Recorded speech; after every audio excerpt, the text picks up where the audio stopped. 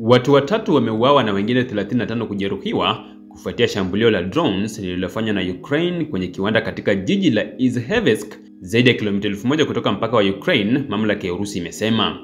Gavana wa Udmurtia, Alexander Brechalov, alisema kuwa kati ya waliojeruhiwa 10 walipata majeraha mabaya, akiongeza kuwa amempa taarifa Rais Vladimir Putin kuhusu shambulio hilo. Video iliyosambazwa kwenye mitandao ya kijamii na kuthibitishwa na BBC ilionyesha mlipuko kwenye paa la jengo la kiwanda ukifuatia na wingu kubwa la moshi mweusi ukipanda juu.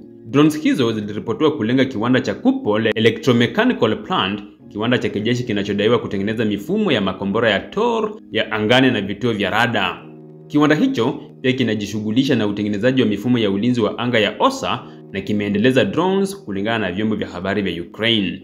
Afisa mmoja wa Ukraine alithibitisha kwa BBC Ukraine kwamba drones 2 za masafa marefu zilikipiga kiwanda cha Kupol kutoka umbali wa karibu kilomita 1300.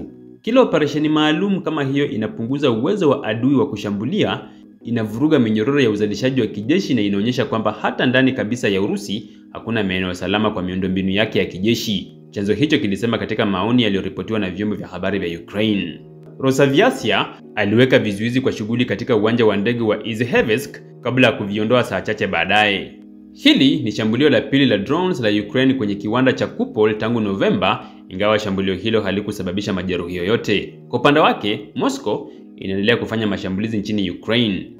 Wikendi iliyopita, Urusi ilizindua rekodi ya drones na makombora 537 katika maeneo mbalimbali nchini humo, ikiwemo Kiev na mji wa magharibi wa Lviv. Kwenye uwanja wa vita, wakati ambapo mashambulizi ya Urusi katika mkoa wa Sumy yanaonekana kusimama, Moscow inaonekana kulenga mkoa wa mashariki wa Dnipropetrovsk. Ripoti zilizothibitishwa katika vyombo vya habari vya Urusi vilidokeza kuwa vikosi vya Moscow vilichukua udhibiti wa kijiji cha kwanza katika mkoa huo. Duru mbili za mazungumzo zenye lengo la kukubaliana kusitisha mapigano kati ya Kiev na Moscow zimefanyika kwa ombi la Rais wa Marekani Donald Trump tangu Mei, lakini zimeshindwa kutoa matokeo yanayoonekana.